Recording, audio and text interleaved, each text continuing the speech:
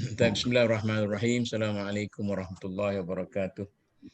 Alhamdulillah wassalatu wassalamu ala Rasulillah wa ala alihi wa sahbihi wa man wala. Sidang penonton yang dihormati sekalian, berjumpa lagi kita dalam dialog perkali ini, dialog masjid. Ini siri yang ketiga. Tajuk forum dalam dialog pada hari ini ialah masjid antara pusat ibadat dan pusat pembangunan komuniti. Maknanya masjid sebagai suatu institusi yang mempunyai dua fungsi, iaitu fungsi ibadat dan fungsi pembangunan komuniti. Kita ada 3 ahli panel. Sebenarnya 4, tapi panel yang kedua kita minta uzur kerana dia ada masalah sikit. Jadi kita ada 3 panel. Satu, Ustazah Fatimah Syarha Muhammad Nordin, siswazah pengajian tinggi UIAM dan Universiti Kiftaro. Ini saya tak berapa biasa dengan Syria ni kan. Dengan Jordan ni saya biasa juga. Kiftaro ni di Syria. Jadi orang anak didik UIAM dan daripada Universiti Suria, tapi sekarang ini sedang buat PhD di Universiti Melaya. Jadi 3 universiti itu jadi universiti dia lah. Okey. Yang kedua iaitu Profesor Media Dr. Azila Ahmad Syarqawi. Ini seorang pensyarah Profesor Media di Fakulti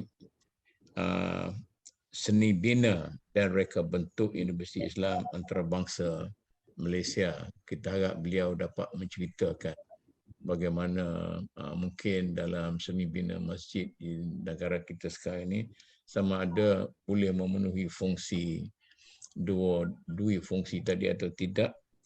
Kemudian yang ketiga iaitu ini yang kita kenal lah, Datuk Ustaz Haji Bongsu Aziz bin Jaafar, Mufti Kerajaan Negeri Sabah.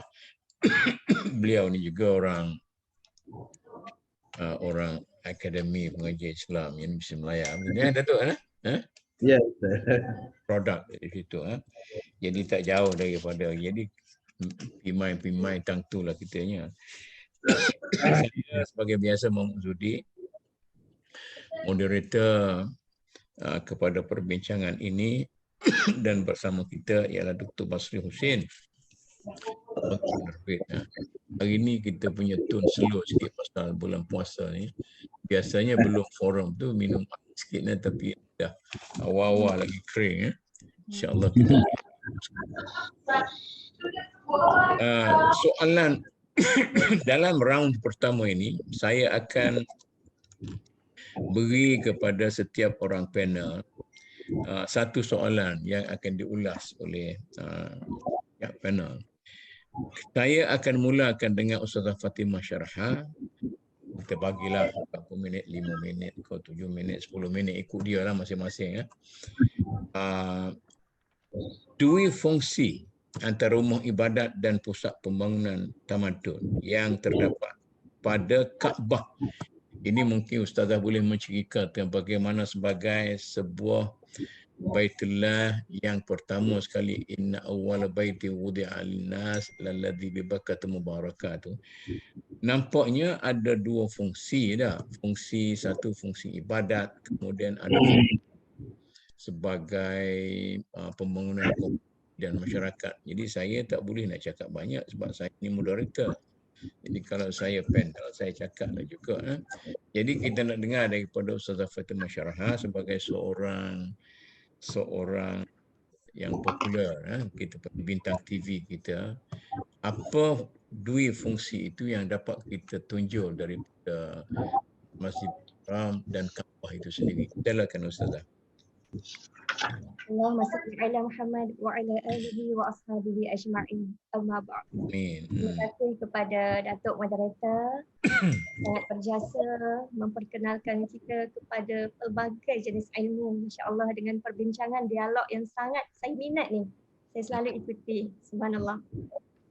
tolong lengkapkan saya buat sahabat-sahabat panel, Datuk Haji Bongsu, subhanallah, dan juga Profesor Dr. Azila. Tolong betulkan saya mana yang salah.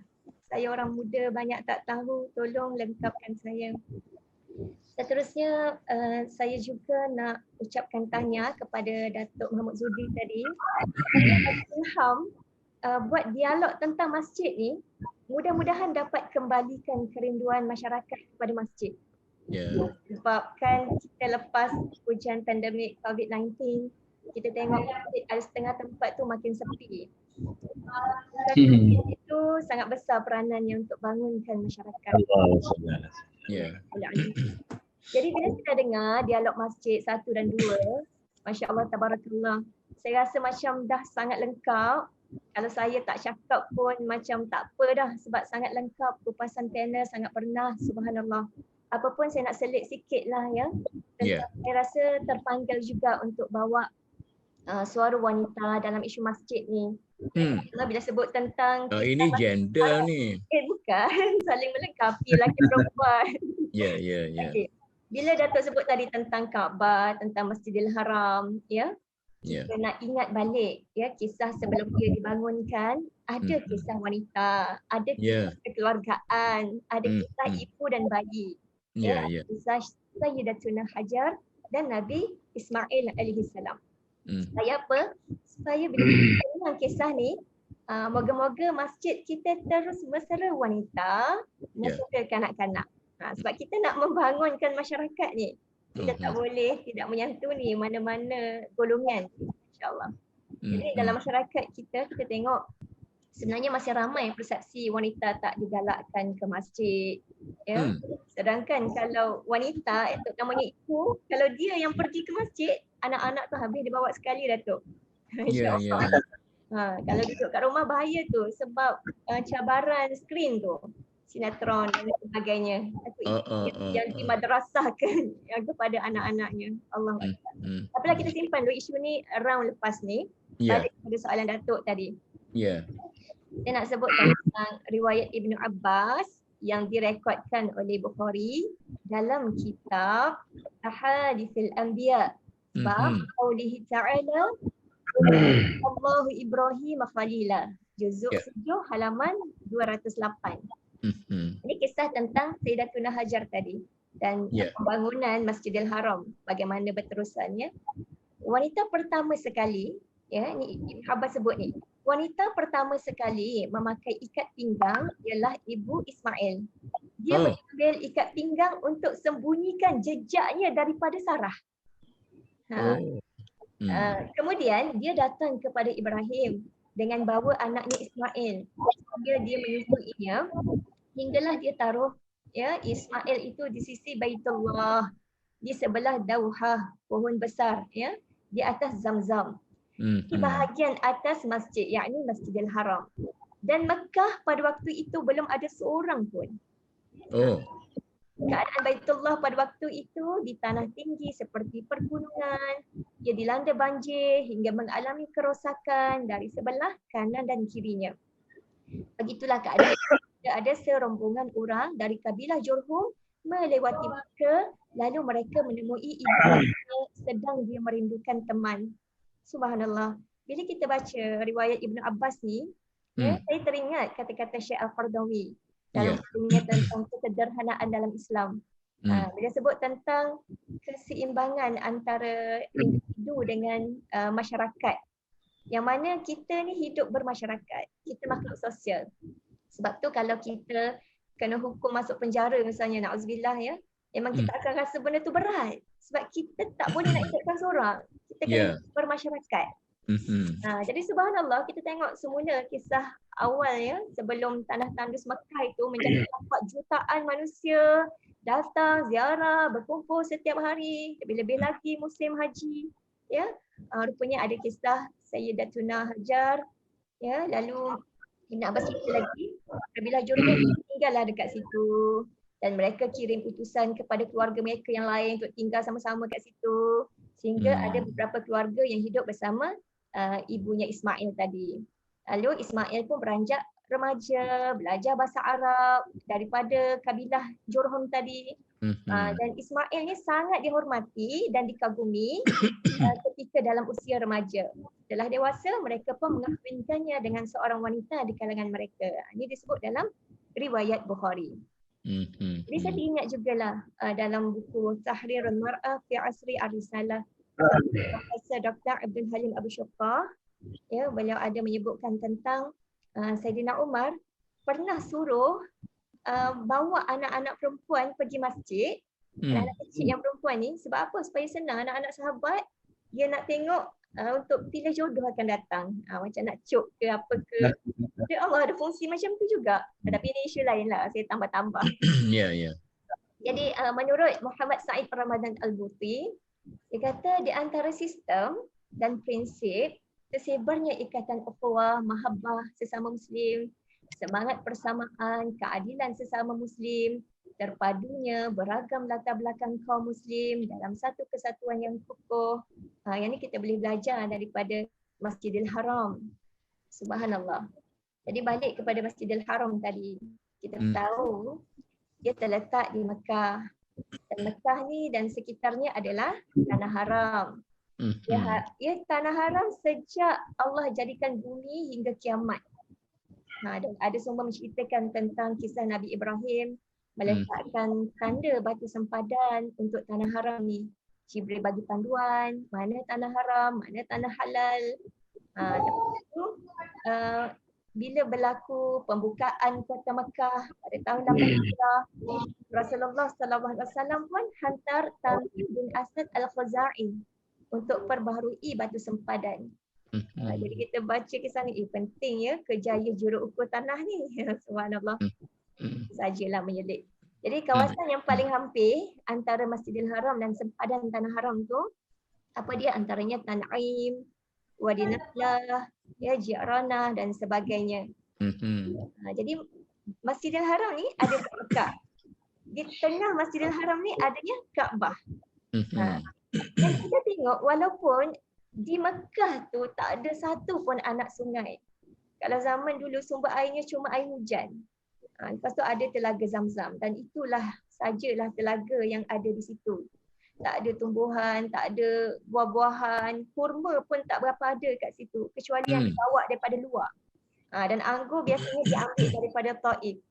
Allahu Akbar. Jadi Rasulullah SAW ni adalah penduduk Maklah. Baginda lahir dan tinggal di situ. Oh gitu. Madinah. Jadi daripada tanah gersang kita tengok subhanallah dengan adanya ibadah ya kepada Allah, manusia daripada jejak mana, curug mana pun ya pada hari ini ya memang berusaha untuk masuk ke situ. Contoh kita kan nak buat umrah, nak buat haji, ya kita wajib masuk ke Mekah dengan ihram umrah ataupun haji. Kalau sahaja masuk nak berniaga ataupun ziarah, itu pun sunat kena buat tawaf qudum. Jadi subhanallah yang menyatukan seluruh manusia dengan rendah diri. Kita ni cuma hamba Allah. Mulia kita cuma takwa. Dan teringat pada mahsyar nanti macam mana kita dikumpulkan lagi dan lagi. Ya, kita dikumpulkan lagi dengan bawa amal kita masing-masing. Jadi kita dari Malaysia ni kan terpaksa redah 9 jam perjalanan. Jarak KL Jeddah pun berapa ya? Lebih kurang 7,000 kilometer. Ya ke? Saya tak tahu. Jadi jauh tu nak cakapnya. Lalu pula dekat Selat Melaka, ruang udara Sumatera, lautan Hindi, ruang udara India, ruang udara Oman, Arab Saudi. Lepas tu sampai di King Abdul Aziz di Jeddah, jarak Jeddah nak pergi ke Mekah 86 kilometer. Kurang 60 minit lah naik kereta. Sanggup lalui semua itu.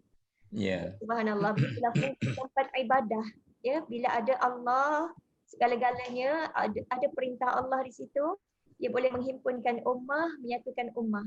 Dan bukan sahaja pusat ibadah, subhanallah, ia juga adalah pusat ilmu. Pusat ilmu. Kita tengok kembali kepada sejarah. Ya. Sejak menjadi umat Islam, bangsa Melayu ni sejak jadi umat Islam, sebab sebelum kedatangan Islam ke Malaysia, dia tidak mengikuti Islam lagi kan. Sejak dia jadi umat Islam, Hijaz ni menjadi destinasi penting orang Melayu untuk dia mendalami ilmu agama. Lengkap kepada institusi pondok yang ada kat tanah air kita lah. Jadi masa itu amalan biasa ibu bapa yang kuat pegangan agamanya, yang ada kemampuan, dia akan hantar anak-anaknya untuk pergi belajar ke Mekah. Pergi buat haji, belajar berbelas-belas tahun bahkan. Terutamanya daripada negeri-negeri utara, pantai timur, mereka sanggup. Jadi dalam masyarakat Melayu tradisional, gelaran haji ni memang power lah, memang hebat lah. Sebab orang akan letak harapan orang beri pengiktirafan, orang letak harapan ni golongan yang warak, yang ada pengetahuan agama, yang akan bila dah haji bila dah haji. Balik akan didik masyarakat, akan kembangkan pendidikan.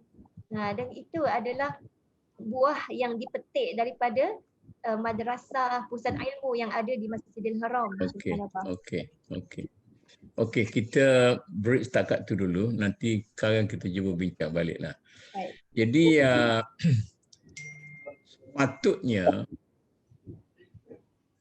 Dr. Fauzi memperkatakan tentang fungsi yang sama lah masjid-masjid di Madinah kan. Supaya perbincangan kita ni lengkap, kita cuba ambil sikit orang. Fungsi Masjid Madinah sama seperti fungsi Masjid Mekah bila Nabi pergi ke Madinah. Macam mana nak sambung ceritanya nanti dulu. Ustazah Fatimah menyawa dulu, saya nak pergi ke Datuk. Macam mana Datuk? Baik. Fungsi yang sama. Baik. Yang mencuba bagi tahu sikit di pada kita 2-3 orang ni. Baik. Bismillahirrahmanirrahim. Assalamualaikum warahmatullahi wabarakatuh. Waalaikumsalam. Para penonton dan para ahli panel, Ayah dan Datuk Profesor Mahmud Zodi. Tentang masjid ini, kalau kita lihat Madinah dan Makkah itu dua period yang berbeza. Satu, sebagaimana yang sudah maklum, period 13 tahun Rasulullah SAW di Makkah itu period dakwah dan penanaman akidah. Jadi saya fikir pada ketika itu kedudukan masjid belum lagi berfungsi sebagaimana yang sewajarnya. Jadi yang Ustazah cerita tadi sebelum kedatangan Islam Hajar dengan Ismail sebagainya. Betul.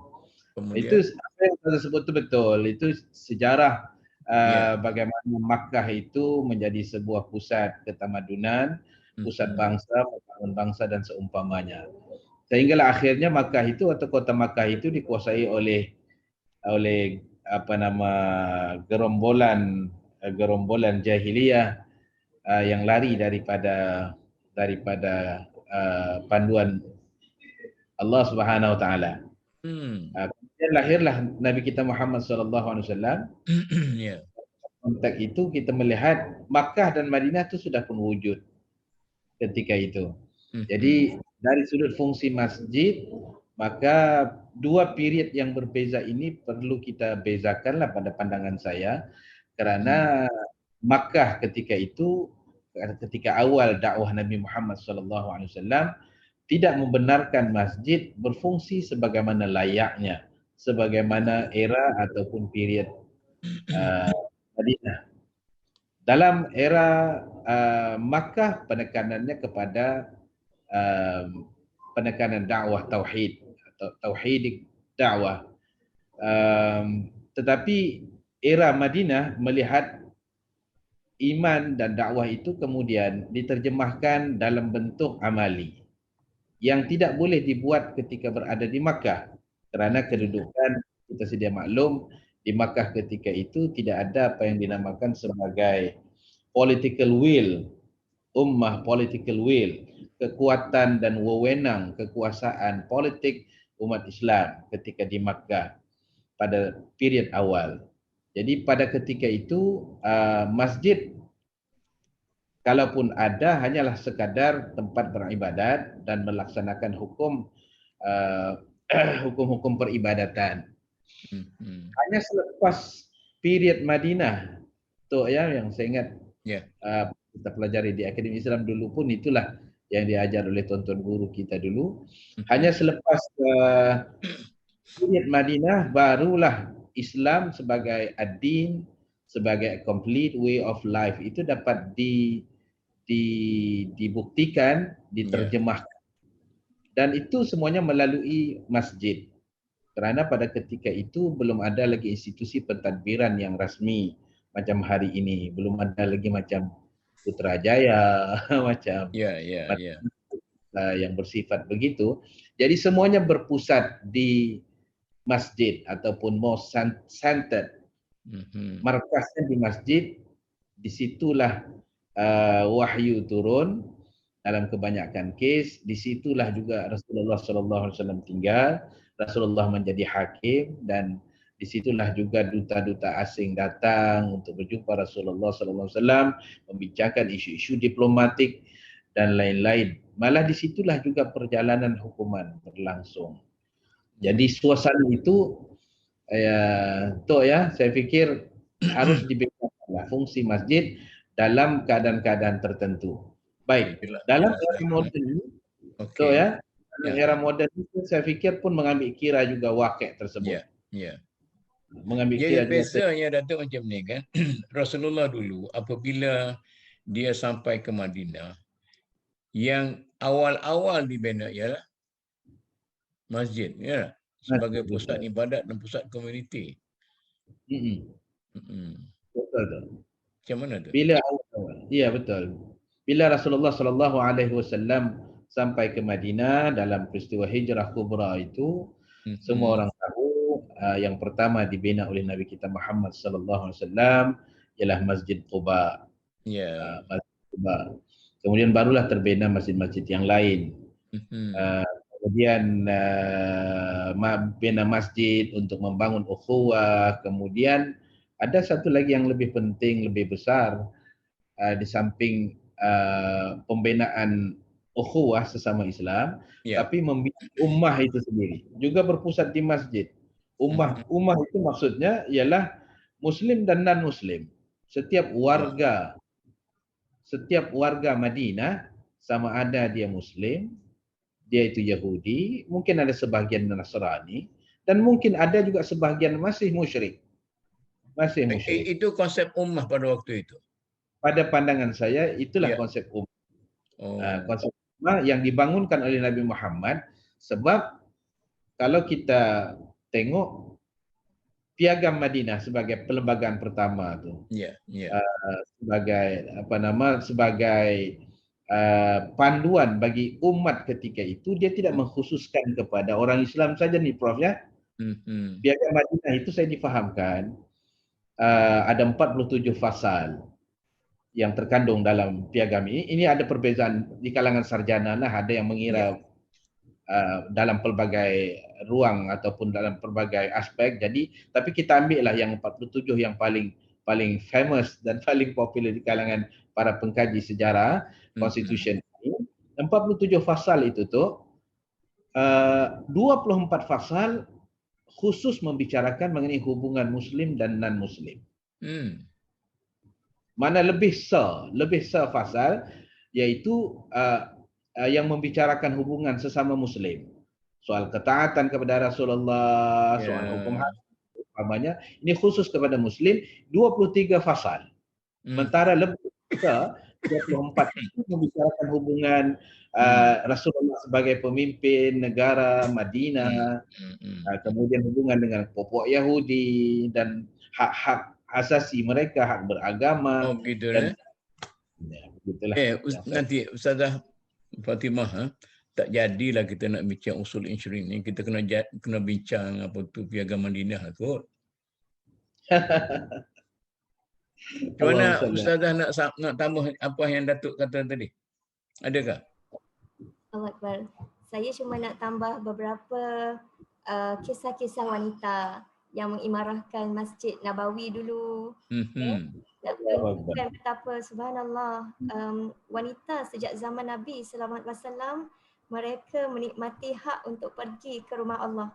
Bahkan dipesan oleh Nabi SAW jangan halang hamba-hamba Allah di kalangan wanita tu untuk pergi ke masjid. Banyaklah yang mereka dapat buat kat sana. Bukan sekadar dapat solat fardu, bahkan ada kisah daripada riwayat Bukhari, mereka solat gerhana, ya, misalnya kisah Asma binti Abu Bakar Siddiq solat gerhana dekat kawasan situ. Lepas tu ada kegiatan ilmiah, ya, kegiatan ilmiah yang mereka dapat dengar sekali apa yang Rasulullah khutbahkan. Itu ada juga kegiatan ukhuwah. Contohnya ibu-ibu ni bila mereka nak didik anak mereka berpuasa, mereka mulakan dengan didik yang simple dulu. Misalnya berpuasa Ashura. Mereka kumpul sama-sama. Lepas tu mereka pun buat mainan untuk anak-anak mereka. Lepas tu bila anak nangis minta makanan, mereka pun bagilah mainan tu supaya mereka lupalah pada makanan tu. Ini disebutkan dalam hadis riwayat Bukhari dan juga Muslim. Meskipun kita tengok banyak jugalah cabaran wanita nak pergi masjid zaman tu. Sebabnya dengan suasana gelap, ya, mungkin tak ada jalan kan. Sampai ada kes wanita yang kena rogol dalam perjalanan untuk pergi ke masjid. Itu ada hubungannya, nanti saya nak tanya Datuk kan.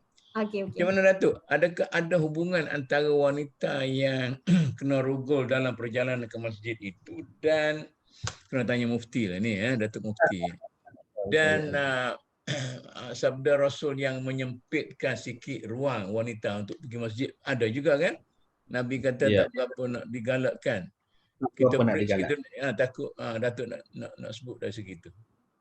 Saya fikir ada satu elemen. Sekejap tu. Ni orang Sabah ni dia asar. Orang Sabah. Allah salli ala Muhammad. Baik, saya fikir isu ada ruang yang disebut oleh Nabi Muhammad sallallahu alaihi wasallam, disempitkan ruang untuk wanita ke masjid. Kemudian Ustazah sebut tadi beberapa evidence, bukti-bukti bagaimana para sahabat di kalangan wanita itu memang terlibat aktif dengan aktiviti di masjid, Ustazah ya? Saya. Kan? Nah, kemudian pada hari ini macam mana kita nak aplikasikan? Nak bagi ke tak bagi? Nak bagi ke tak bagi? India. Pergi ada kesempatan ke India. Jadi anak saya kata dia pernah pergi ke satu tempat di India. Masjid ditutup untuk wanita. Bukan di PKP. Dia orang singgah macam budak-budak kita ni pergi mengembara, berjalan ke mana-mana, jaga masjid, sembahyang.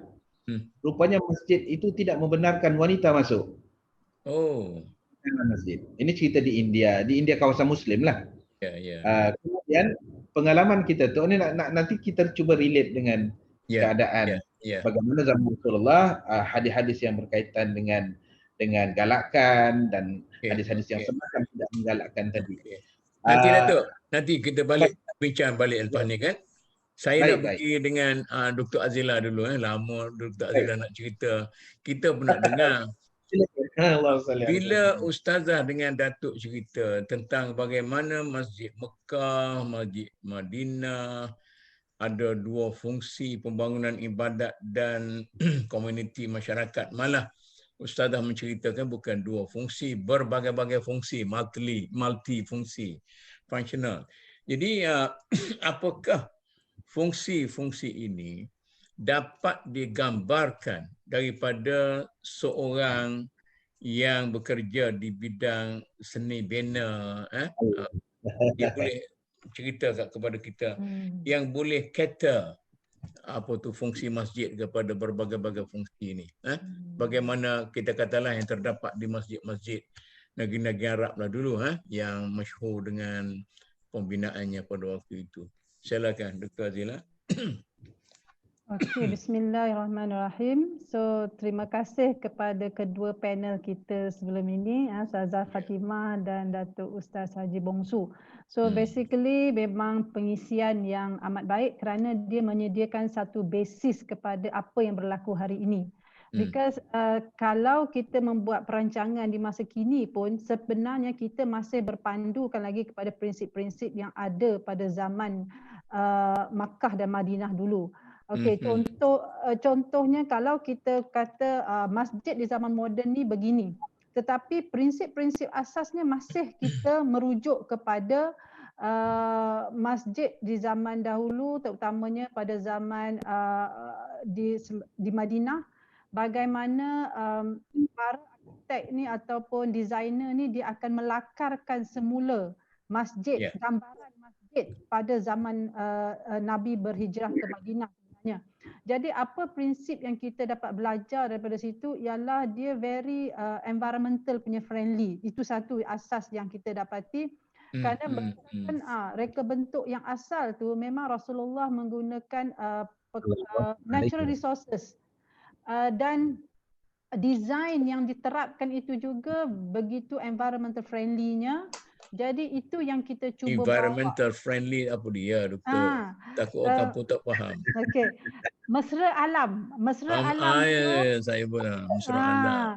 Maknanya dia menggunakan daripada sumber-sumber asli alam. Oh, dari segi sumber pembangunan pun dia dah mesra alam. Dia misalnya dari segi pencahayaannya, dari segi pengudaraannya telah diambil kira masa desain itu lagi. Jadi atas prinsip-prinsip ini kita nampak bagaimana masjid ketika itu berfungsi secara baik dari segi ibadatnya dan dari segi aktiviti masyarakatnya. Jadi kat sini saya suka mendengarkan satu kajian yang dibuat oleh Dr. Spahi Omar lah daripada UIA ni, di mana dia melihat bagaimana fungsi orang Bosnia masjid. ke? Orang Bosnia tu. Fungsi masjid dalam era urbanisasi. Jadi dia menyenaraikan fungsi-fungsi masjid Madinah pada ketika itu, di mana kalau kita tengok tu memang bertepatan dengan apa yang dinyatakan oleh kedua panel sebelum ni. Dia memang orang kata ibadah khususiah umumiah itu boleh berlaku di situ. Dia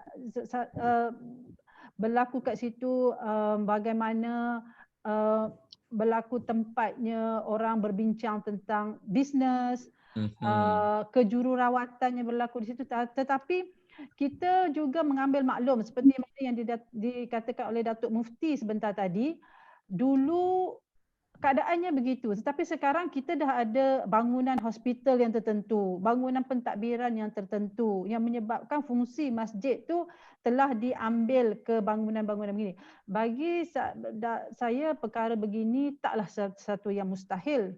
Cuma bagaimana kita boleh mengoptimumkan, mengimarahkan fungsi masjid itu yang kita kena sentiasa, zaman berubah tapi kita kena sentiasa fikir. Sebab dari aspek misalnya alam bina ataupun reka bentuk, para arkitek ni bila dia berubah mengikut zaman, tempat dan situasi, kos, bahan yang digunakan, jadi mereka akan sebab itu kita nampak evolution, perubahan dalam desain-desain sehinggalah apa yang kita nampak hari ini. Begitu juga para perancang bandar. Perancang bandar tugas dia ialah untuk melihat lokasi yang sesuai bagi penempatan sesebuah masjid. Jadi still dia mengambil kira masjid ni adakah kemudah sampaiannya bagaimana? Adakah dia menepati misalnya di satu kelompok masyarakat Muslim yang sekian ramainya yang bagaimana? Para designer pula dia akan melihat para pereka dalaman ni, dia akan melihat situasi ataupun rekaan dalaman bagaimana yang masjid sepatutnya. Jadi dan para landscape arkitek juga akan melihat landscape yang bagaimana yang sesuai untuk persekitaran masjid. Jadi walaupun kita lihat perubahan tu berdasarkan masa ni, tetapi prinsip-prinsip asas tu masih dirujuk kepada zaman-zaman yang terdahulu sebenarnya. Sebab tu contohnya sekarang ni kita melihat satu kajian dibuatlah di peringkat thesis PhD, peletakan kaligrafi itu sendiri pun ada dibuat kajian. Oh begitu Kaligrafi itu kita belajar daripada masjid, tetapi kita cuba apply kepada bangunan-bangunan lain. Itu memang kita cuba fikirkan apakah saiz yang sesuai, ketinggian yang bagaimana. Jadi saya nak tanya sikit. Sebuah masjid ni kita kadang-kala kita rasa ada persoalan sikit. Yang kita nak raikan, dia punya estetika ke ataupun dia punya objektif ataupun kegunaan itu. Sebab saya tengok banyak-banyak masjid dia yang menaranya dengan kubahnya dengan apa semua sekali. Betul. Itu soalan yang amat valid dan memang kita membincangkannya dalam konteks alam bina, reka bentuk memang kita. Dan kita sering sebenarnya kalau mengikut prinsip asas, kita lebih menekankan functionality. Functionality maknanya dia punya fungsi lah. Dia punya fungsi itu lebih penting daripada form. Jadi kalau form tu, bentuk tu, dia dah ada elemen estetika, semua tu. Walaupun benda tu dialu-alukan, tetapi fungsi itu mengatasi reka bentuk sebenarnya. Contoh, kita terbawa-bawa dengan kubah desain kubah. Walau bagaimanapun sekarang, sebenarnya para arkitek kita dekat Malaysia pun ialah mereka sendiri pun mencari-cari identiti masjid yang sebenar. Dan kita lebih terpengaruh kepada desain masjid di Timur Tengah di mana pakai kubah. Tapi nak kata kubah tu satu solusi yang sesuai di semua negara, tidak juga begitu. Sebab di Malaysia ni dalam keadaan cuaca ataupun cuaca kita yang hujan kerap ni, ada musim-musim yang hujannya begitu lebat, kubah itu sebenarnya dia menimbulkan masalah juga. Sebab itulah sekarang ni para arkitek lebih cenderung kepada benda yang flat punya bumbung. Tetapi kalau ikut Melayu tradisional, kita menggunakan konsep 3-tier bumbung tu supaya dia pengudaraannya dan pencahayaannya diambil kira dalam desain masjid. Tapi sebenarnya nak kata dalam konteks Malaysia ni desain masjid ni dia dah jadi bercampur bau. Dia ambil arkitek sana, dia ambil desain sana sebab akhirnya jadi cacar merba. Jadi sebenarnya saya nak kata cacar merba dah tu. Nak kata dah. Jadi kita memang buat kajian sebenarnya sebab the lack of identity tadi. Kita kurang dari segi identiti sebenar kita sebab kita pun nak belajar arkitektur, dia orang akan hantar ke luar negara, ke negara barat. Jadi bila kita balik, kita dah jadi cacar merba. Mana satu? Yang kita belajar ala barat. Apakah kerana mereka itu tidak mempunyai basic mengajar tamadun yang kuat? Boleh dikatakan itu bukan salah satu faktor, Datuk, sebab itu yang saya perhatikan bila saya yang sebagai background syariah law pergi ke kuliah alam bina, bukanlah satu perkara yang mudah untuk kita mengadunkan kedua ni. Antara orang yang berpendidikan latar belakang yang begitu dengan bila kita nak masukkan perspektif Islam, jadi dia mula-mula dia akan jadi macam ayam dengan itik. Tapi sebab saya 24 tahun di situ, jadi kita cuba dan sebenarnya kita sendiri pun kena belajar dengan mereka. Jadi telah diayamkanlah atau mengayamkan orang. Telah ayam itik tu dia dah jadi satu spesies lain. Jadi itu menjadi salah satu faktor dan bukanlah satu kerja yang mudah.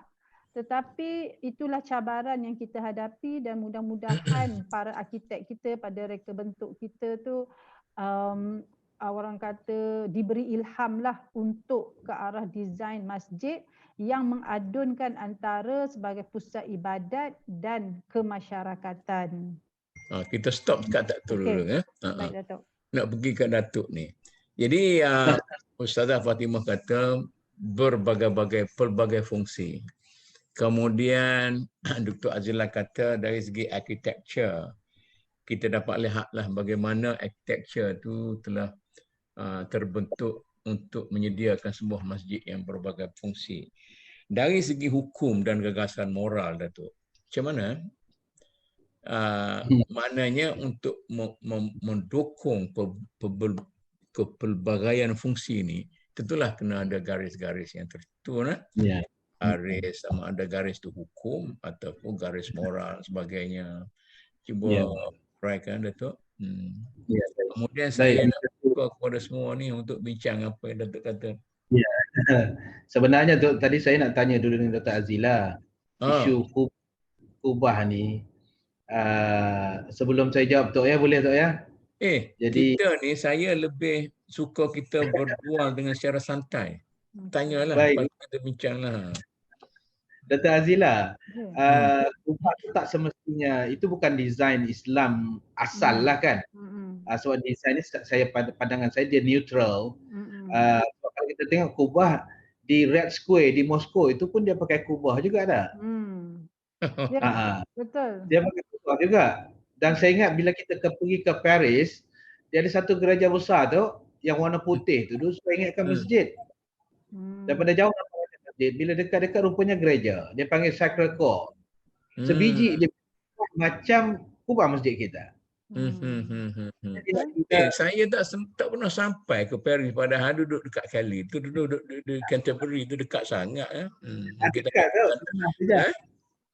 Ada Sacred Court nampaknya. Saya masuk ke dalam tempat lagi tengok dia punya tempat confession dia dan umpamanya lah. Tapi maknanya kubah. Dia ada kubah.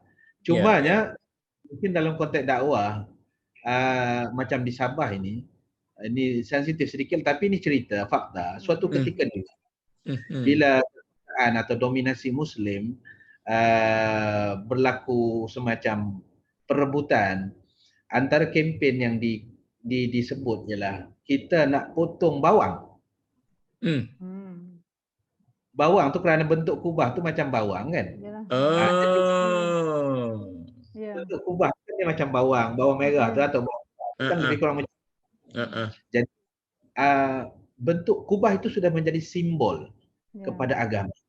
Walaupun asasnya neutral, dari sudut seni bina sebenarnya tidak ialah macam tadilah Christian Orthodox di Rusia pun gereja mereka pun pakai kubah juga. Tapi dalam bentuk lokal dia sudah menjadi semacam simbol kepada agama contohnya. Saya fikir keadaan mungkin sudah agak berbeza lah tu. Agak berbeza.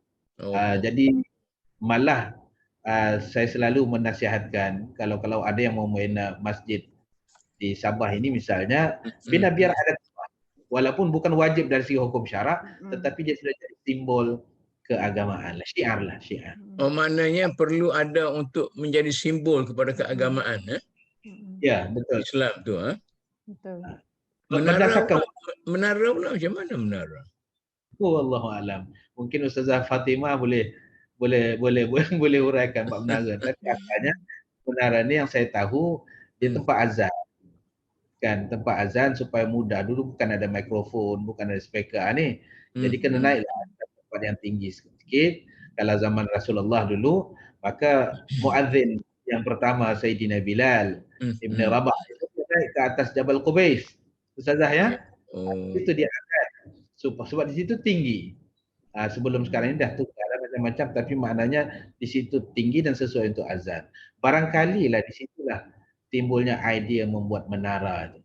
Dan kemudian dijadikan simbol agama ataupun institusi Islam. Kita rasa tak sedap kalau masjid tak ada menara, begitu kan?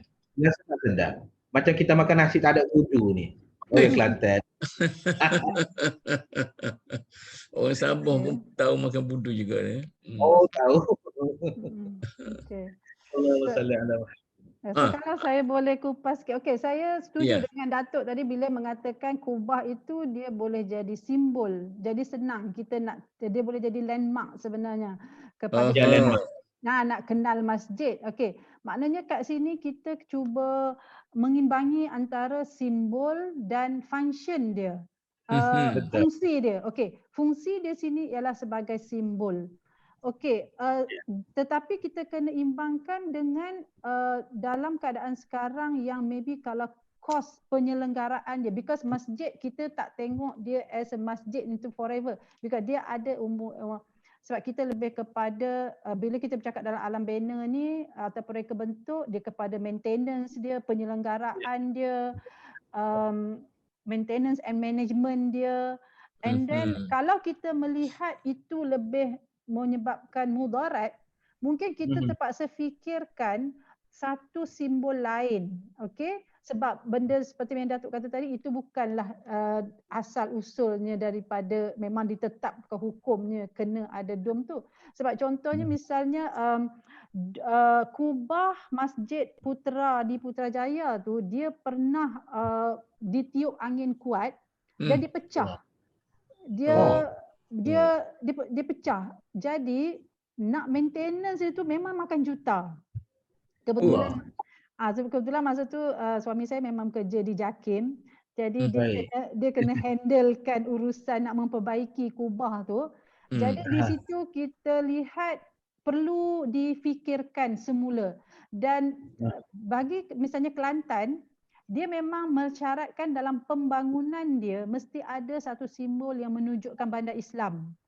Itu dibuat oleh dia punya kubu Kota Baru punya local authority lah.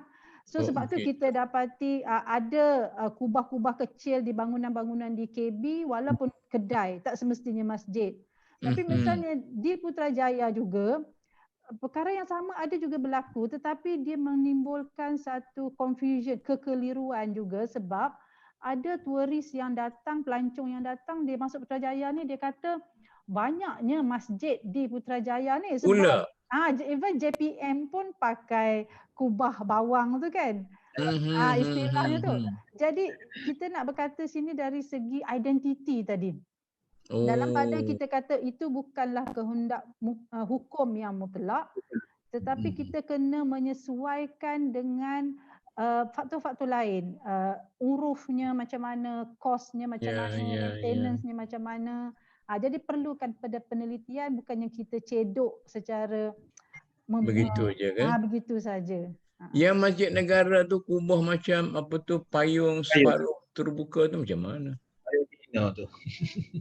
Itu pengaruh arkitek pada ketika itulah. Tapi itu pun bila kita buat dia punya conservation, pemeliharaan, because bangunan ni after selepas tempoh tertentu dia ada proses bangunan tu dia boleh semakin kurang kualiti ataupun fungsinya tu kan. Macam orang lah juganya.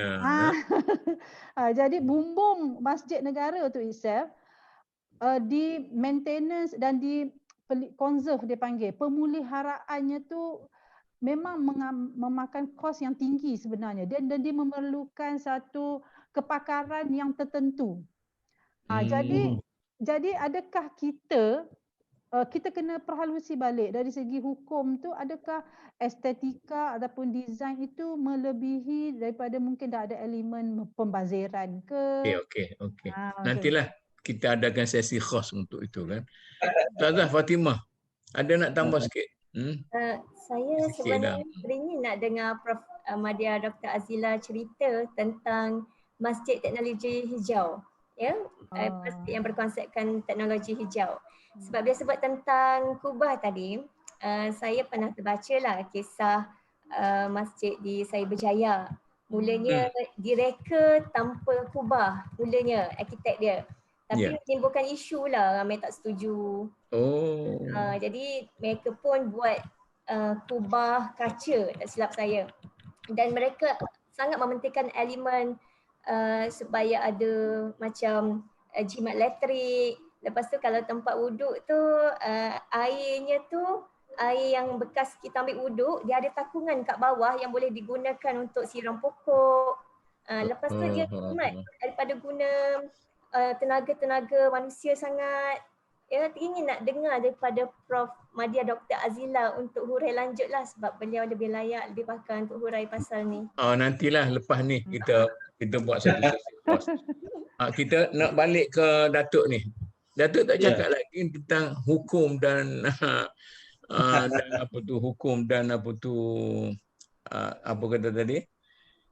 Hukum dan budaya. Macam mana hukum dan budaya, gagasan moral dan hukum tu?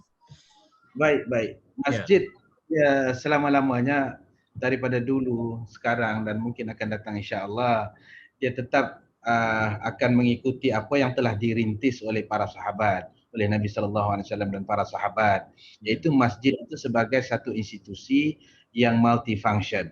Cuma function itu dia tentulah mengikut zaman. Macam takkan kita nak longgok semua di masjid. Itu juga pentadbiran di situ kan. Jadi dalam keadaan zaman sekarang ini di mana segala aspek pentadbiran negara ni ada specialization masing-masing. Jadi masjid itu dari segi prinsipnya dia multifunction dan function itu pula sebahagiannya telah diambil oleh beberapa institusi. Pentadbirannya kita kat universiti dulu macam fakulti sastra lah. Ekonomi keluar, undang-undang keluar macam tu lah dah. Wah, lebih kurang begitulah pada pandangan saya tu. Bagaimanapun.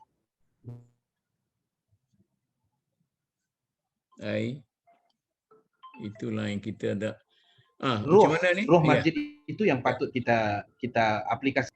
Macam di Sabah ni mungkin ada beberapa masjid yang boleh kita contohi lah, Datuk. Saya ingat bila mereka minta pandangan kepada saya tentang Masjid Bandaraya suatu ketika dulu, saya ingat the first mosque in Malaysia yang ada taman tema. Taman tema laut, air lah. Water theme park. Ada boat, ada orang boleh berkayuh tepi-tepi masjid kerana dia terapung. Jadi timbul isu macam mana bila hampir waktu solat, pertama boleh ke tidak taman tema itu sebahagian atau dalam kawasan masjid. Yang keduanya, macam mana proses teknikal bila hampir waktu zuhur misalnya, orang tu berkayuh, naik sampan, beriadah kan. Jadi nampak tak elok lah. Nampak tak elok kan. Azan bunyi dah tapi orang masih lagi bersantai-santai.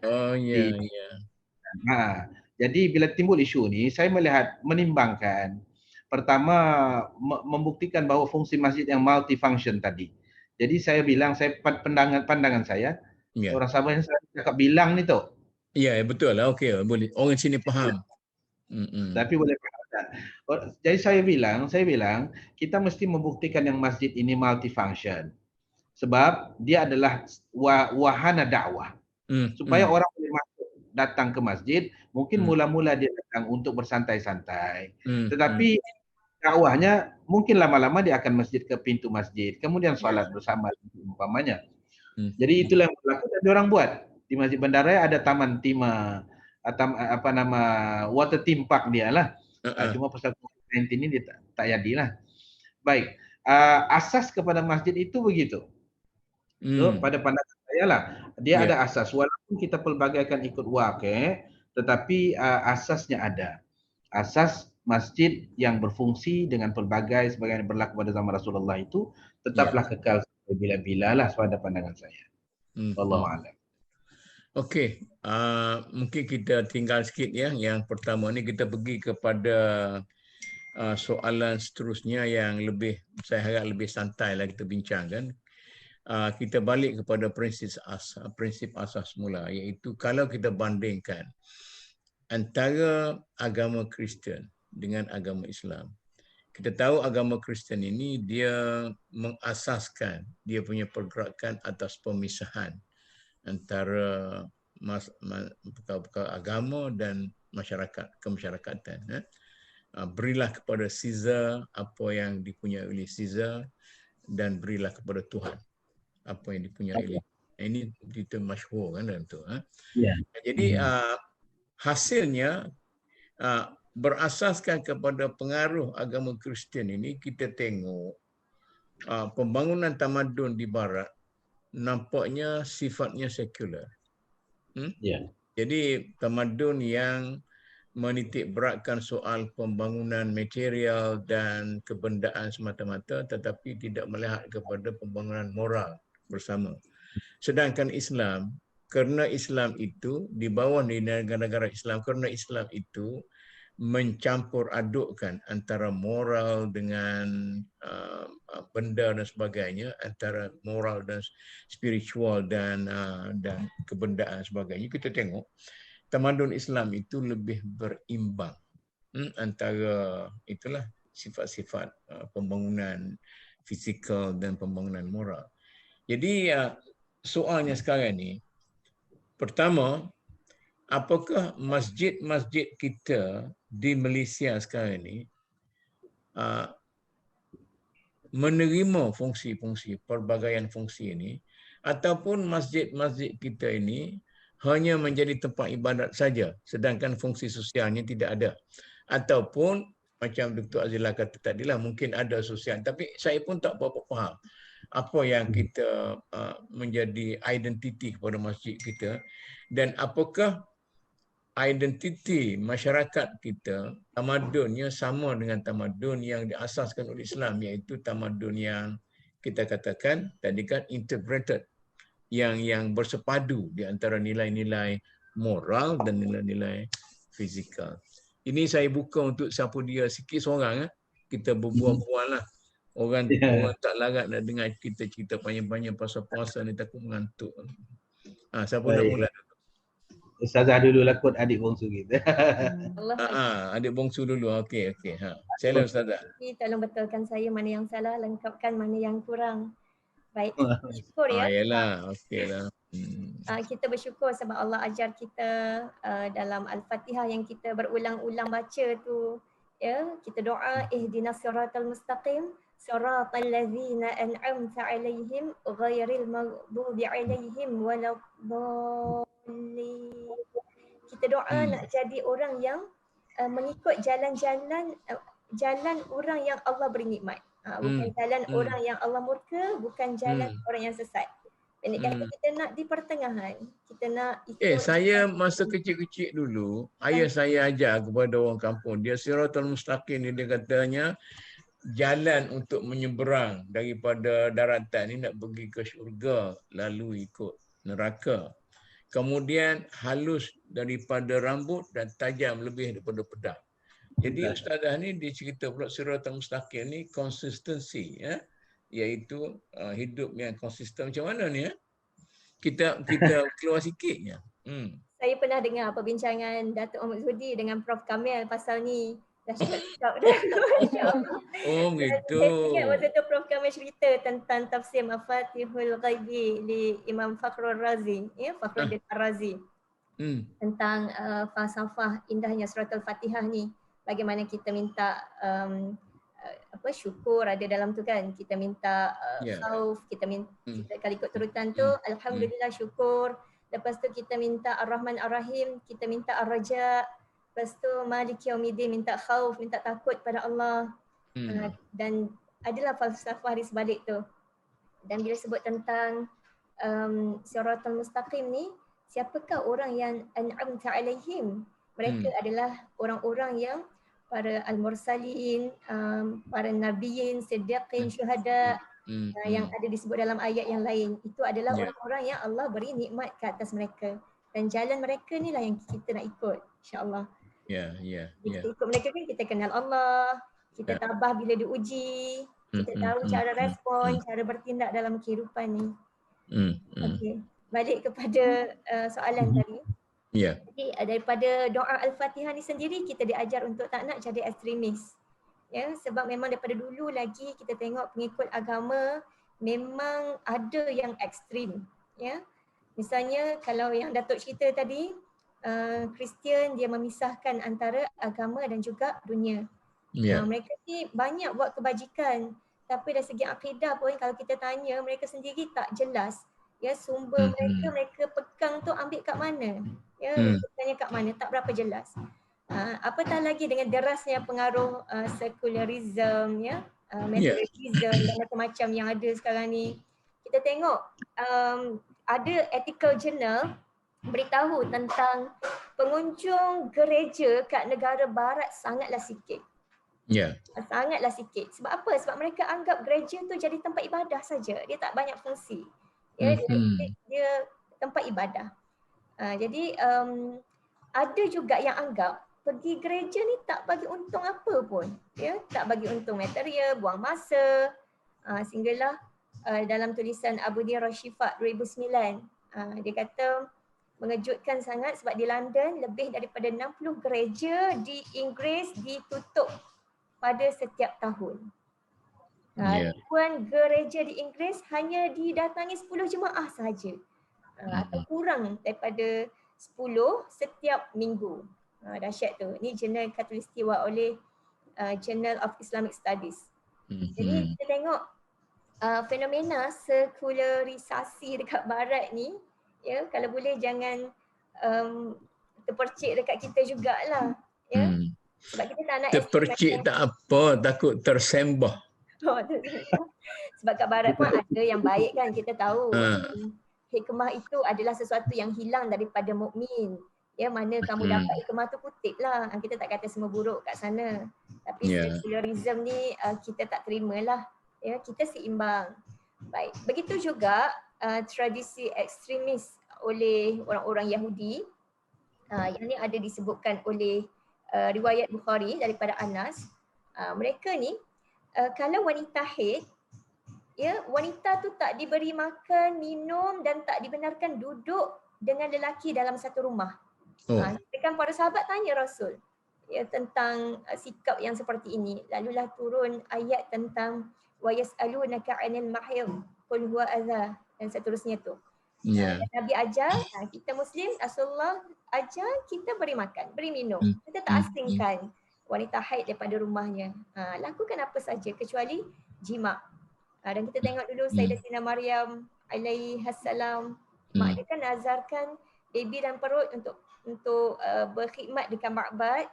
Tapi bukan main mencabar lagi untuk wanita dapat nikmat untuk masuk makbad tu. Kalau kita telitilah daripada sumber-sumber. Jadi Islam datang bawa keseimbangan tu. Kita sangat syukuri, subhanallah.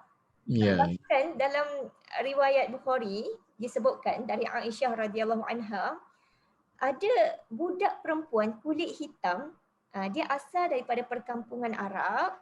Lepas tu dia dimerdekakan. Lepas tu dia datang pada Nabi, dia masuk Islam. Lalu kata Aisyah, perempuan tu ada khemah ataupun ada bilik dalam masjid. Bukhari sebutkan kisah ni bab tidurnya wanita di masjid. Tapi dengan syarat aman fitnah. Nak ceritanya subhanallah sampai ni bawa kepada perbincangan para ulama contemporary. Misalnya Syekh Yusuf Al-Qaradawi dalam bukunya Fiqh Taharah. Ya, beliau bincang tentang boleh tak boleh wanita haid masuk ke masjid. Ini isu khilaf sikit, tak nak bicara panjang sangat lah. Tapi beliau kata peringkat awal beliau kata tak boleh lah. Tapi bila melihat sukarnya wanita, ya, bila dengan fatwa seperti itu, beliau pun bawakan dalil-dalil yang seperti ini. Dengan pegang bahawa inna dina yusrun wala yushadda dina ahadun illa ghalabah. Dari riwayat Bukhari. Agama ni mudah. Siapa yang syadid-syadid sangat. Dari segi orang fiqh boleh sokong lah tu. Dia ada asas dia. Okey. Datuk Mahmud Zuhdi lebih arif lah nak cerita pasal ni. Datuk Mufi.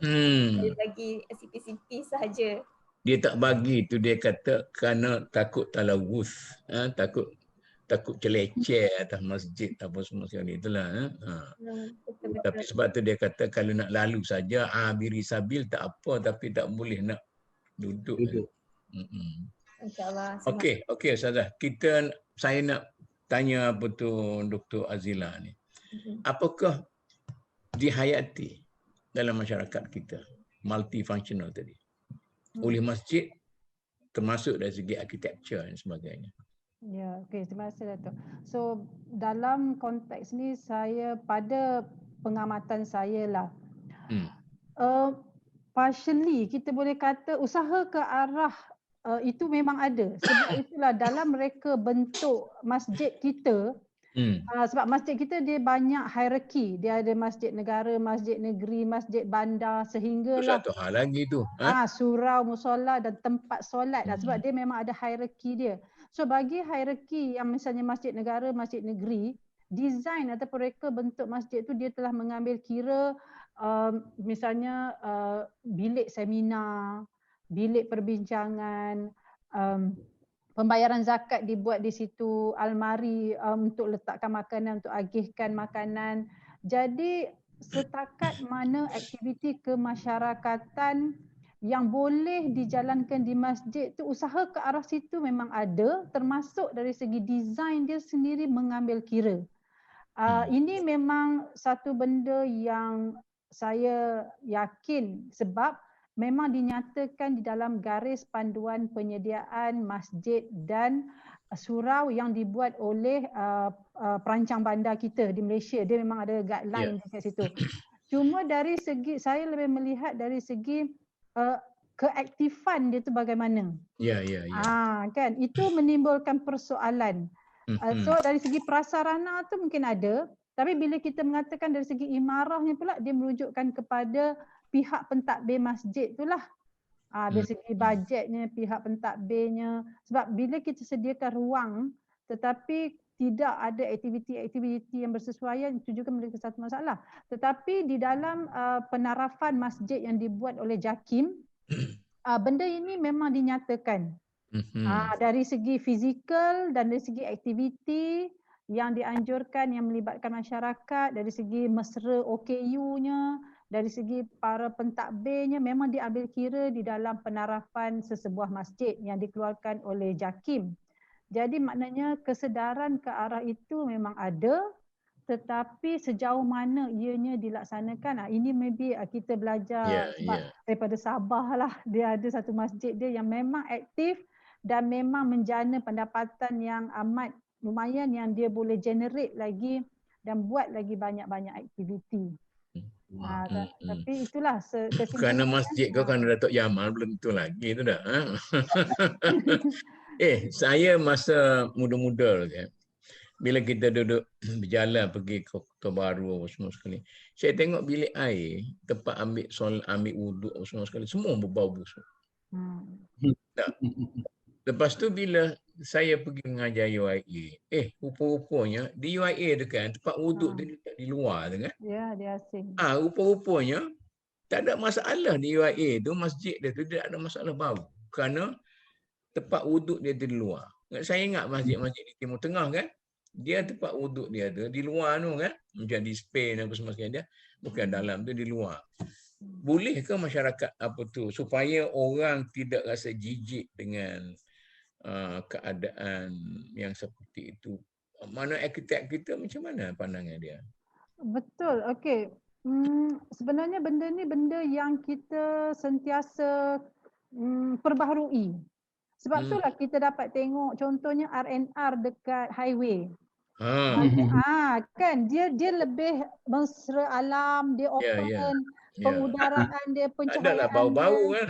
Tak ada bau. And then macam mana dia orang asingkan antara tempat wuduk dengan toilet. Tetapi di dalam garis panduan yang terkini yang kita buat, memang kita mengesyorkan pengasingan antara kedua ni. Itu memang dah termasuk dalam garis panduan kita. Cuma bagi bangunan-bangunan yang lama ataupun masjid-masjid yang lama, maybe masih ada lagi desain-desain yang macam ni. Tetapi sebenarnya kita boleh atasi dengan jadual pembersihan yang kerap. Tukang cuci yang dijadualkan tu mesti berfungsi secara baik. Jadi walaupun desain itu tidak mengasingkan, tetapi kita boleh atasi dengan cara yang tadilah, pembersihan tadi. Dari sudut pandangan seorang ulama lah, Datuk Mufti, pandangan peribadi ke atau pandangan sebagai seorang mufti ke, dia adakah fungsi yang berbagai di masjid ini berlaku sebenarnya dalam masyarakat kita? Jadi kalau kita contohkan masjid di Masjid Kinabalu, kita semua tahulah dia banyak keistimewaannya, tapi masjid-masjid yang lain macam mana? Baik, terima kasih Tok. Ini masjid ni dia memerlukan kefahaman tentang falsafah masjid pada pandangan saya. Falsafah masjid mestilah berteraskan ayat Al-Quran, la masjid ussisa 'ala taqwa, itu kena jelaslah di kalangan ahli jawatan kuasa masjid, pengurusan masjid dan pengurusan tertinggi yang menguruskan masjid. Kalau asas takwa itu menjadi dasar, saya fikir soal kita nak mewujudkan masjid terbersih itulah tentang takwa. Sebab nazafat minal iman kan sebahagian aplikasinya ketakwaan. Jadi kita canang-canangkan tentang kebersihan diri, kebersihan rumah tangga, macam-macam, tapi nanti kita kotor tu ya, khususnya tandas. Saya rasa ini bertentangan dengan hukum lah. Jadi cerita tadi teknikal kena tanya para arkitek. Betul ya, kalau misalkan konsep area baru tinggal di situ, dia jadi open space yang cantik. Pengudaraan dia tu begitu lapang, masjid itu pun lebih selesa, pencahayaan sesuai dengan masjid. Sesuai dengan masjid. Dan satu saya nak share ni tu, hari itu kami pergi ke Lombok. Lombok Di Indonesia. Pergi ke satu masjid di pantai Mandalika. Mandalika. Apa nama masjid tu Nurul Bilad. Bentuk dia sebiji macam piramid. Oh begitu. Macam piramid, 3 segi. Dia tidak ada kubah, tidak ada menara, sebiji macam piramid macam ni, 3 segi. Kebetulan hampir waktu Zuhur, bila saya masuk, kami masuk solat Zuhur, di masjid pulau ni dia panas. Apalagi masjid tu tepi pantai Mandalika ni memang panas. Tapi bila kita masuk ke dalam tu, nampak amat cuaca tu macam room temperature. Cuaca yang selesa tu, tidak sejuk, tidak panas. Saya pun kok ada aircon dia pasang, tak ada. Kok kipas ada, tidak ada kipas juga. Macam mana dia buat dari segi desain, rupa-rupanya bentuk piramid itu menyebabkan ruang di atas ni begitu luas. Ya. Udara itu cantik. Kemudian dia dikelilingi oleh air. Jadi antara contoh green mosque yang boleh saya promo, menunjukkan kreativiti orang di sana, macam mana mereka boleh menjimatkan current. Dan di puncak Masjid Nurul Bilad itu di atasnya cermin. Maknanya cahaya dari atas menyebabkan masjid itu jadi cerah. Dia tak amat minimum memerlukan electricity. Itu cerita mengenai bagaimana masjid ini sebagainya fleksibel, cuma asasnya itu. Kalau itu boleh membantu ketakwaan dalam konteks pembelajaran misalnya, bukan? Yang macam tersebut. Why not? Kita aplikasikan masjid yang boleh menjimatkan tenaga, menjimatkan duit tabungan yang orang kalau di Sabah ini setiap masjid dapat bantuan kerajaan sebanyak 5,000 untuk bayar bil. Jadi kalau ini boleh diselesaikan, 5,000 tu boleh disalurkan kepada benda-benda lain untuk keperluan. Begitu tu. Orang miskin, Orang miskin. Tapi kalau soalan Datuk tadi, apakah aplikasinya sudah ada masjid yang multifunction? Saya fikir ada ke arah itu. Banyak sudah masjid yang sudah bermula multifunction. Ditambah pula dengan keadaan COVID-19 ini, PKP ini, alhamdulillah masjid jadi pusat bantuan kebajikan kepada mangsa-mangsa COVID-19 ataupun masyarakat. Alhamdulillah. Mula keluar daripada kepompong fungsi ibadat mahdah semata-mata kepada suatu yang di luar daripada itu. Saya nak balik ke masalah bilik air tadi Datuk. Saya perhatikan di Masjid Mekah, Madinah. Jarang orang pergi ambil wuduk. Dia ambil wuduk di rumah baru boleh pergi. Macam musim COVID ni pun dia kata pergi mesti dah ada wuduk. Tapi perangai orang kita, dia turun di rumah ni tak ada wuduk. Dia pergi nak wuduk di bilik. Mungkin kerana itu kot. Tak tahu macam mana lagi. Saya setuju tu. Dan ada hikmah 19 ini, PKP ni menyebabkan SOP kita suruh wuduk di rumah. Jangan wuduk di masjid. Yang wuduk di masjid ini yang emergency. Mana bukanlah masjid langsung tidak ada bilik air. Ada tapi makan.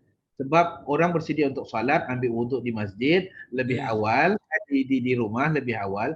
Jadi maintenance kepada kebersihan masjid, saya ingat Dr. Azila setuju kalau kurang tandas, kuranglah juga maintenance. Masalah kita di masjid, maintenance masjid very poor. Jadi itu yang bau, kancing dan kotor dan seumpamanya. Wallah. Okey, dalam bab ni mungkin saya suka menambah sikit sebab kita sebenarnya ada buat kajian tentang kebersihan desain yang bagaimana untuk menjaga kebersihan tandas. Jadi bila kita kata tandas ni, tandas masjid, tandas rumah, tandas tempat awam pun termasuklah.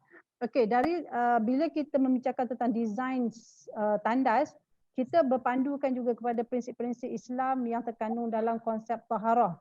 Okey, first kita tengok pintu tandas. Kita kata secara di syurnya kita masuk dengan kaki kiri.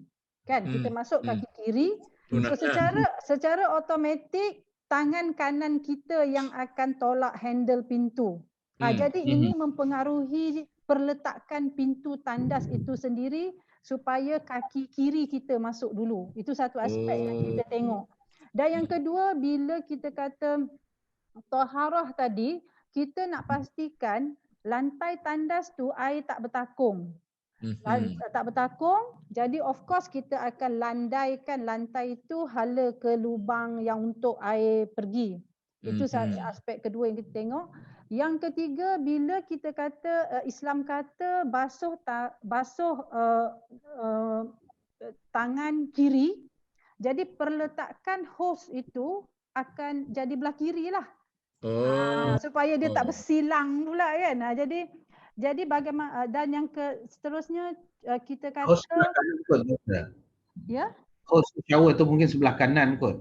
Sebab kita guna kiri. Jadi hos ya betul. That mean tangan kanan kita akan pegang hos dan tangan kiri kita akan buat proses penyucian lah. Okey. Dan bila kita kata tinggi ataupun panjangnya hos tu, itu juga mempengaruhi supaya sekarang ni kita tengok kalau dekat masjid ataupun tempat-tempat lain, hos tu dia akan berlengkar atas lantai. Sebenarnya itu pun melibatkan sangat menjijikkan. Menjijikkan bila kita nak pegang hosnya dah berlengkar atas tu. Jadi sebenarnya kita ukur daripada ketinggian tu supaya hos tu tidak berlengkar. Jadi dia straight je dan dia tidak menyentuh lantai. Jadi sebenarnya benda tu kita belajar dari prinsip taharah dalam Islam.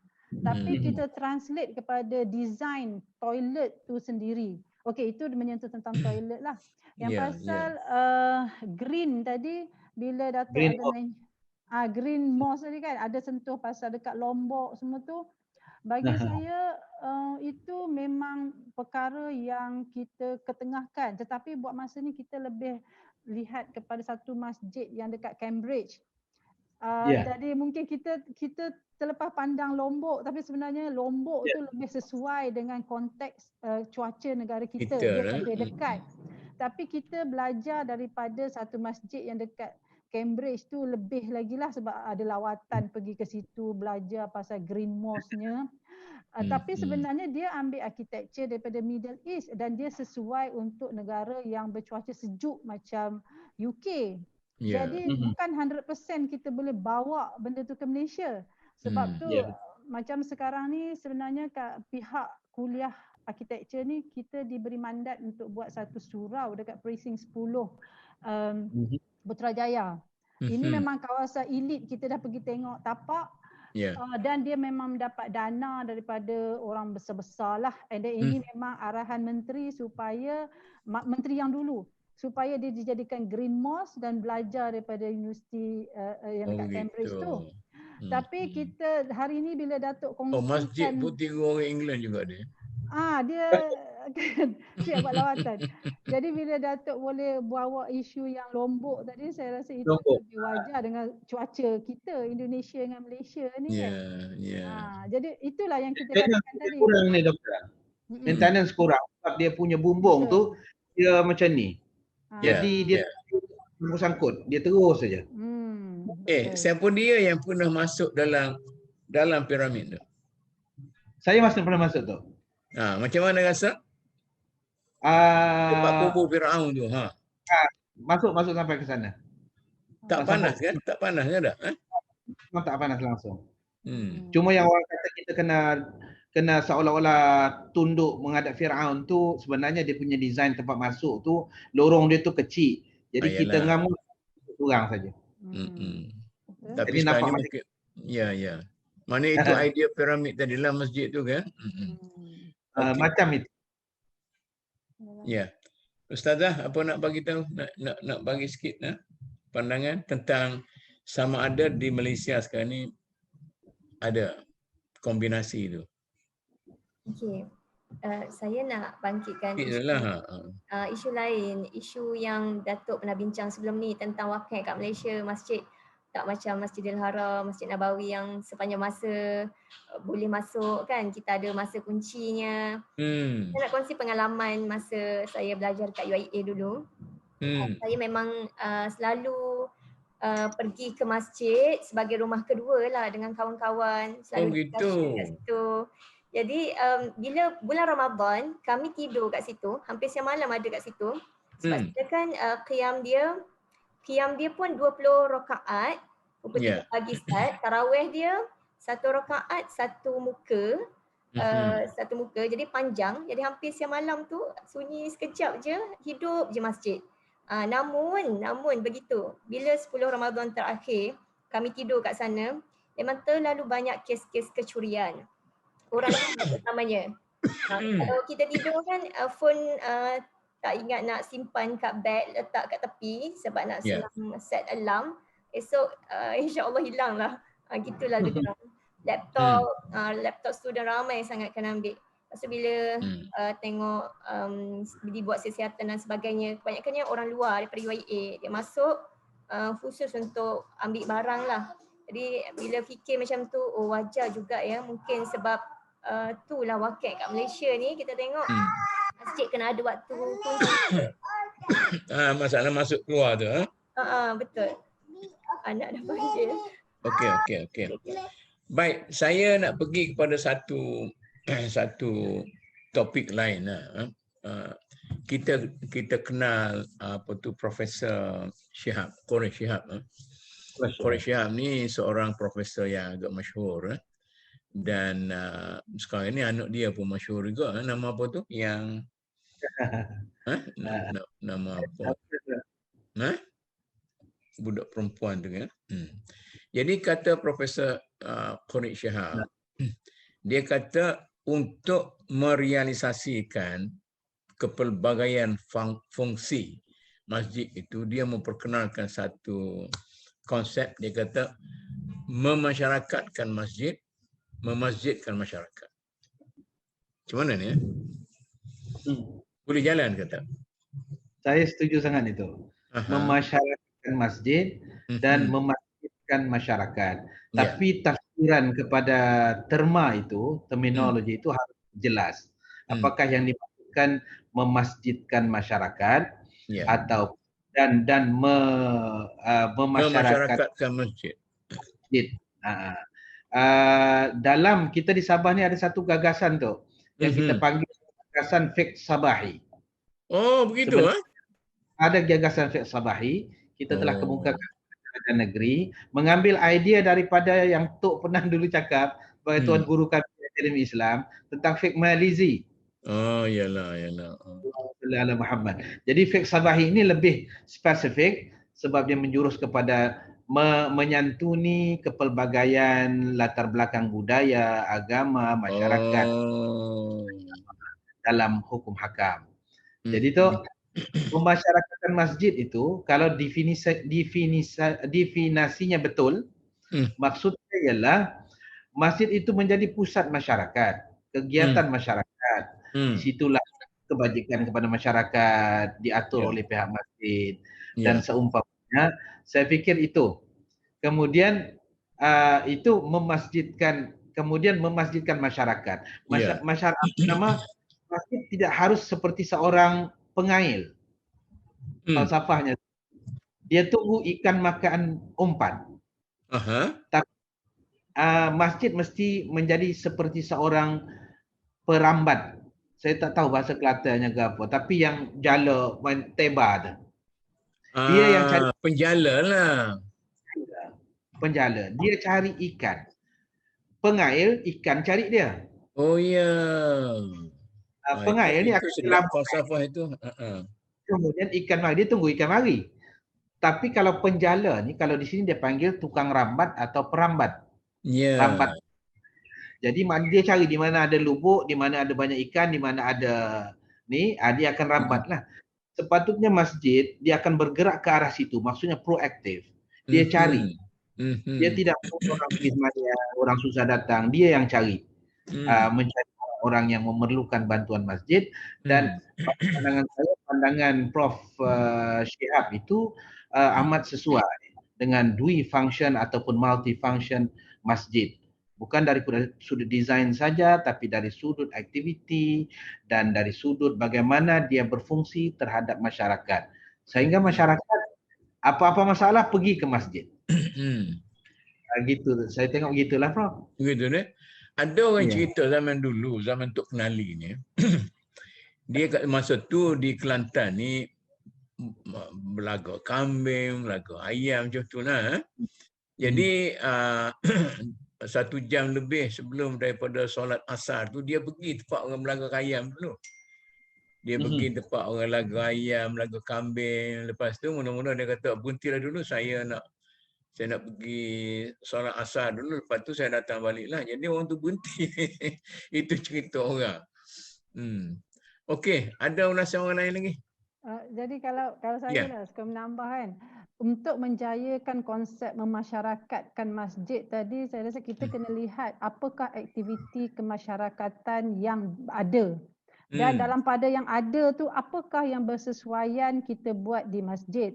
Sebab sekarang ni pemisahan tu nampak ada sebab contohnya dalam garis panduan perancangan bandar, kita ada pusat komuniti.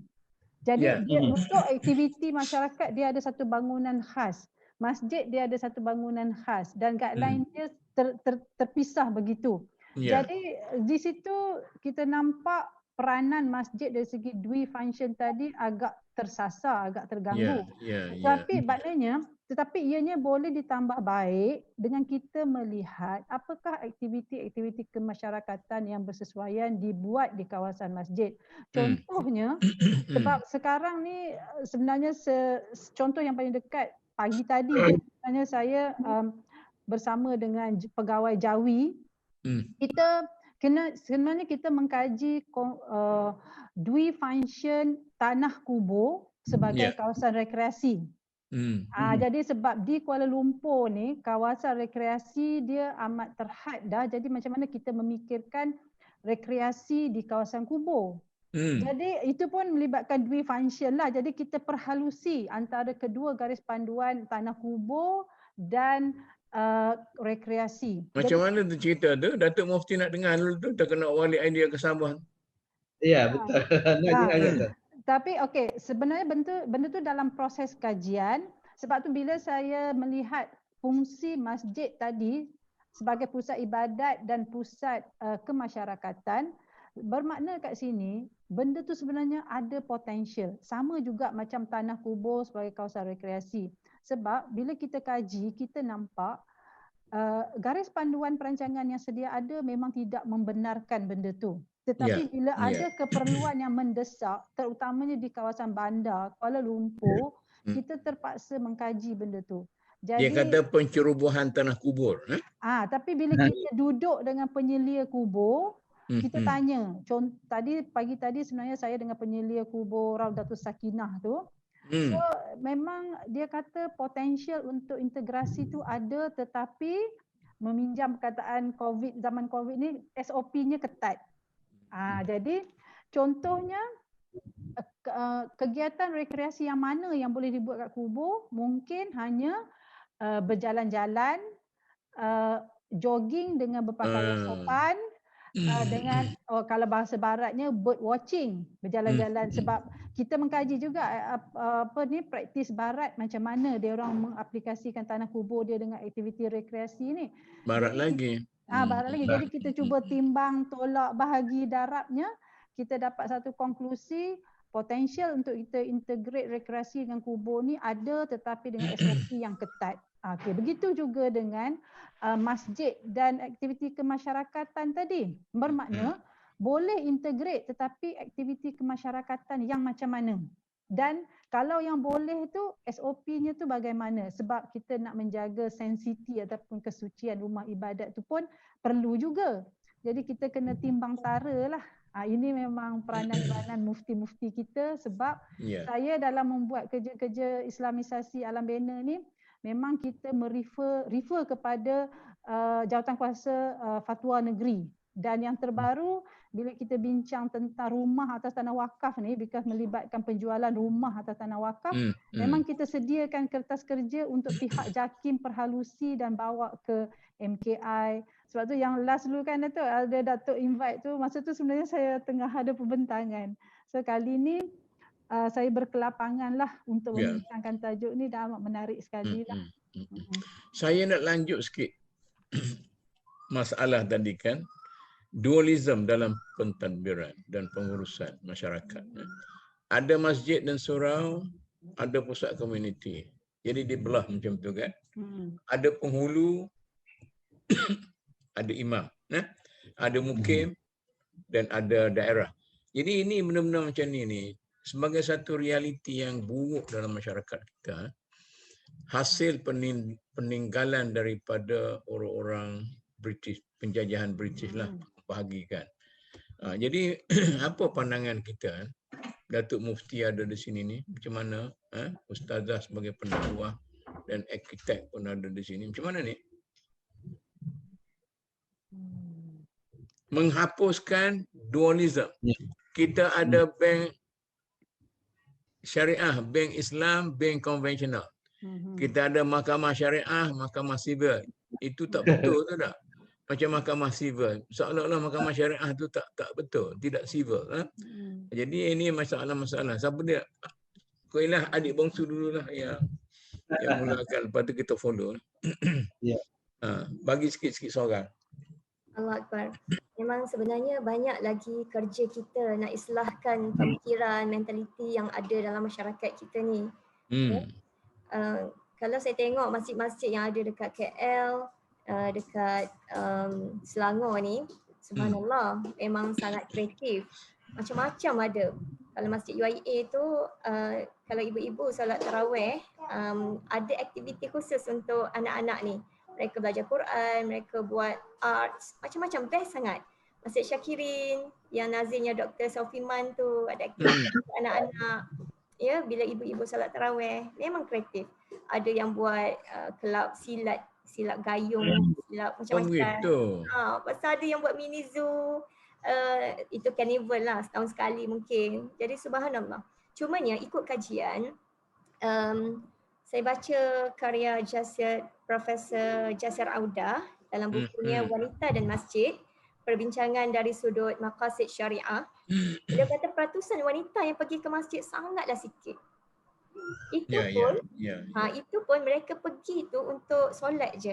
Tapi melihat kepada penglibatan mereka dalam aktiviti-aktiviti dalam masjid tu, sumbangan-sumbangan terhadap masjid tu terlalu sikit. Ya. Walau bagaimanapun beliau tetap memuji wanita kat Malaysia ni bertuah. Ya, sebab kalau kita nak banding dekat sesetengah rantau Arab, benua kecil India, kita at least sekurang-kurangnya kita ada diberi ruang solat wanita. Setengah tempat mereka tak sediakan tempat pun untuk wanita dalam masjid. Kalau kecil sangat.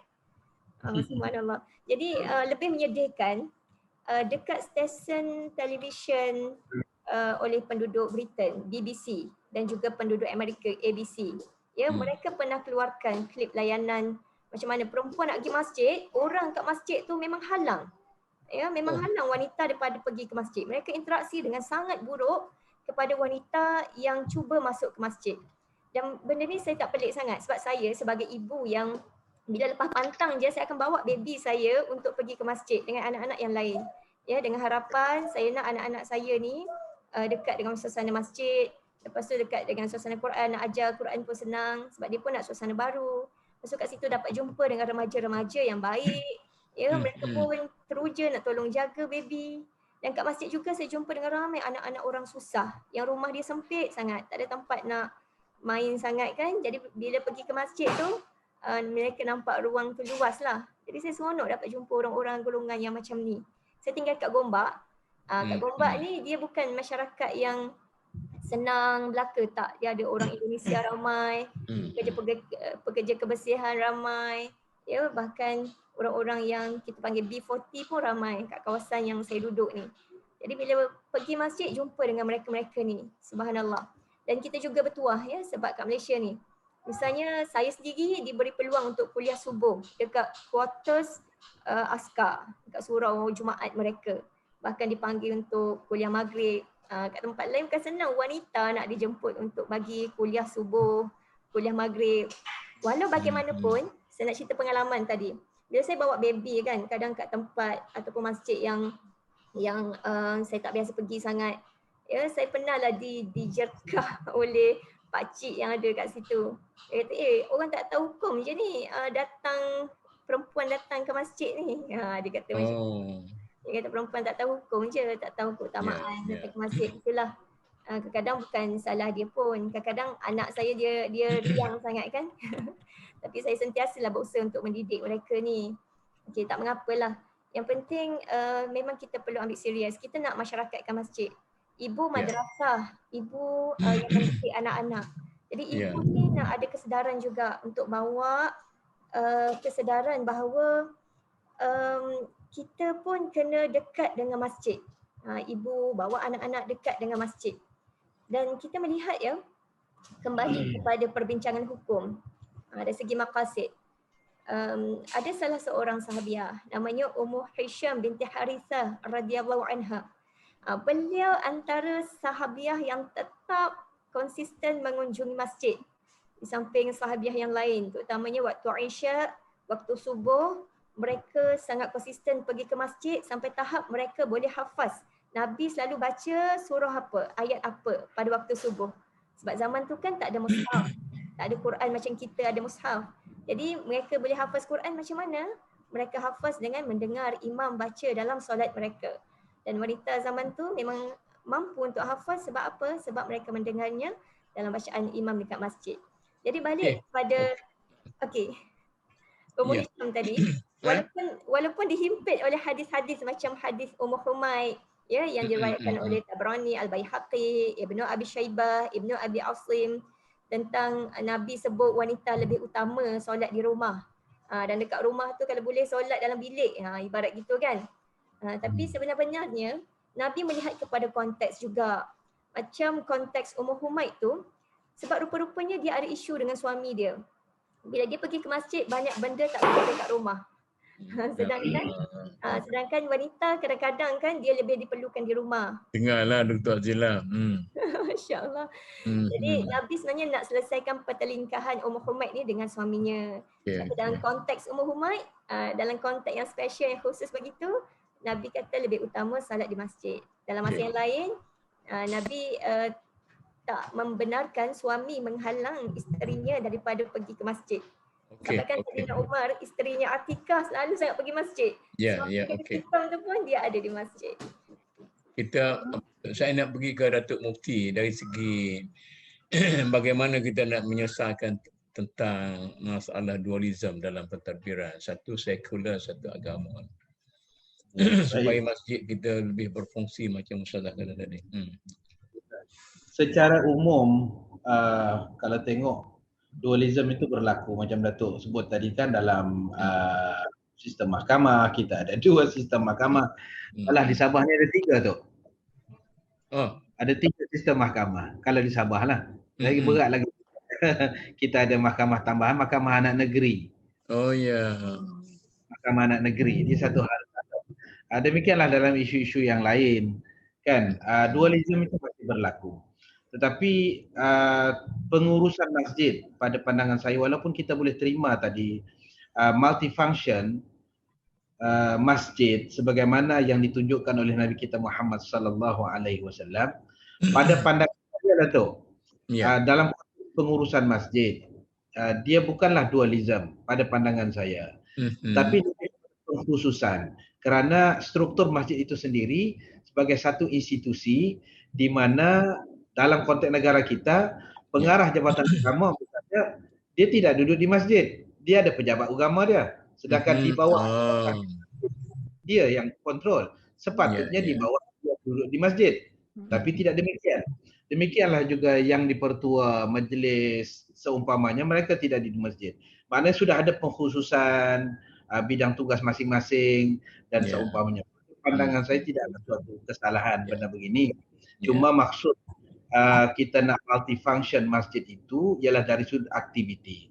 Jangan dikhususkan kepada ibadat khususi sahaja. Sembahyang, itu sahaja. Masjid mesti keluar daripada kepompongan itu, macam yang kita sebut tadi, memetik daripada quotation Profesor Quraish Shihab tadi kan, memasyarakat masjid atau memasjidkan masyarakat. Jadi definisi itu kalau sudah jelas, saya fikir tidak ada konsep dualism dalam konteks pengurusan masjid. Okey. Dr. Azila. Okey, kalau saya boleh menambah, bagi saya isu dualism ni dia ada dua faktor lah dalam konteks yang kita bincangkan hari ini. Satu ialah dari segi kepimpinan, leadership. Dan yang kedua dari segi sistem pendidikan yang kita ada. Okey, mungkin kita kata isu faktor kepimpinan ni, leadership ini untuk yang short term. Short term maknanya penyelesaian dualism untuk jangka masa pendek. Bermakna kalaulah itu menjadi aspirasi kepada pemimpin yang berada di tunggak yang sepatutnya menguruskan isu-isu masjid dan kemasyarakatan ni, kalau itu kehendak dia, dia sebagai ketua, dia boleh menjayakannya. Itu untuk short term punya solution. Tapi untuk long term solution, maybe kita kena melihat kembali sistem pendidikan yang ada. Sebab kita boleh dikatakan dualism ni wujud daripada kesan penjajahan, dah wujud dah begitu lama, tapi apakah usaha kita untuk menyatukannya balik? Okey, usaha tu boleh dikatakan ada apabila kita kata sekolah-sekolah agama tu yang dia dah ada dua stream tadi.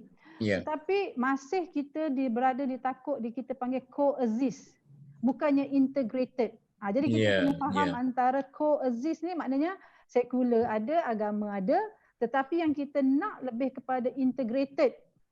Dia bersatu. Jadi ini yang perlu diusahakan lagi kerana dia mempengaruhi mentaliti. Contoh kalau kita kata tadi dualism peranan masjid dan pusat kemasyarakatan tadi. Jadi bagaimana kita boleh membentuk para pemikir atau mentaliti, mindset pemimpin dan juga masyarakat supaya benda ni tidak ada pengasingan dan benda ni boleh disatukan tetapi mengikut peraturan-peraturan yang tertentulah. Jadi bukanlah kita nak lepas bebas masyarakat dengan masjid tu sampai hilang batas-batas ibadat tadi. Jadi kena jagalah. Macam tu. So kesimpulannya lebih kepada leadership dan education system lah. Okey. Baik, kita dah panjang ni, kita buat kesimpulan lah. Kita start dengan Ustazah Fatimah juga. Buat satu kesimpulan ringkas. Okey. Kita sangat terhutang budi kepada baginda Nabi sallallahu alaihi wasallam yang dah tunjuk kepada kita bagaimana membangunkan masjid itu sebagai untuk membangunkan masyarakat madani. Dan konsepnya kita tengok tidak sebatas solat ataupun ibadah khusus semata-mata, tapi berkumpulnya pelbagai kelompok masyarakat. Misalnya Suhaib Ar-Rumi daripada Rom, Salman Al-Farisi daripada Parsi, dan juga pelbagai golongan manusia, orang tua, kanak-kanak, sampai pernah juga kita baca kisah Nabi pernah pendekkan bacaan dalam solat sebab kesian ada ibu anak nangis, akan risau. Ataupun Nabi pernah panjangkan sujud sebab cucu duduk atas belakang. Jadi kita pun penolong kepada semua. Allah Alam. Okey. Dr. Azila. Okey, secara kesimpulannya daripada tajuk perbincangan kita hari ini, masjid sebagai pusat ibadat, pusat kemasyarakatan, secara kesimpulannya saya rasa ada 5 faktor yang mempengaruhi kejayaan konsep ni lah. Dalam kajian kita tentang peranan masjid ni, kita melihat kepada accessibility, maknanya kebolehsampaian. Jadi perletakan masjid itu sendiri mesti mengambil kira faktor masyarakat dan ibadat tadi. Faktor maintenance and management, sebab pengurusan masjid juga perlu cekap untuk memastikan fungsi ibadat dan kemasyarakatan tadi. Management dan of course maintenance, sebab ini isu yang amat ketara di Malaysia ni. Isu maintenance tu agak terkebelakang. Dia bila dah siap bangunan, maintenance tu dah jadi nombor 2. Jadi ini juga untuk menjayakan tadi konteks kita tadi. Yang ketiga ialah dari segi safety and security. Keselamatan, Yang macam tadi pun Ustazah ada cakap kes-kes macam mana perempuan untuk pergi ke masjid semua. Jadi sebenarnya diambil kira dalam safety and security. Yang keempat ialah dari segi supporting facilities. Maknanya bila kita membayangkan masjid tu, kita kena bayangkan juga prasarana dia secara keseluruhan. Bila kita kata nak integrate aktiviti masyarakat, jadi apakah prasarana yang diperlukan? Itu kena difikirkan. Dan lastly ialah dari segi design to itself dan layout bangunan tu, jadi supaya ianya lebih mesra kepada masyarakat Muslim dan non-Muslim. Okay, terima kasih Datuk. Baik, terima kasih Datuk atas peluang ini. Saya nampak ada beberapa perkara yang saya dapat rumuskan lah daripada perbincangan ini. Yang pertamanya ialah masjid ini mesti ada satu asas yang amat jelas dalam sebarang aktiviti, termasuklah desain, termasuklah iaitulah asas ketakwaan. Apapun yang dibuat, dia akan balik semula kepada untuk takwa. Yang keduanya ialah masjid mesti keluar daripada kepompong meletakkan masjid sebagai ibadat khususi semata-mata. Dia mesti keluar. Yang ketiganya, untuk keluar itu dia mesti melalui beberapa inisiatif seperti memerlukan daya kreativiti itu. Kreativiti bagaimana untuk memajukan dan memakmurkan masjid. Demikianlah daya inovatif, membuat sesuatu yang baru yang mungkin tidak pernah berlaku sebelum ini. Tetapi asasnya kena ada, jangan lari daripada asas takwa tadi dan asas hukum lah tentunya. Yang keduanya ialah yang keempatnya ialah masjid-masjid ini perlu kita, saya rasa Dr. Azila setuju ni. Pembinaannya, seni binanya, desainnya mesti mengambil kira tentang alam semula jadi atau mesra alam tadi. Green moss tadi kan. Ya, yang boleh menjimatkan elektrik, yang maintenance mudah. Kan, tidak desain kadang-kadang cantik tapi maintenance mahal. Dan yang terakhir, aktiviti masjid itu mestilah menarik bagi semua golongan, termasuklah golongan muda.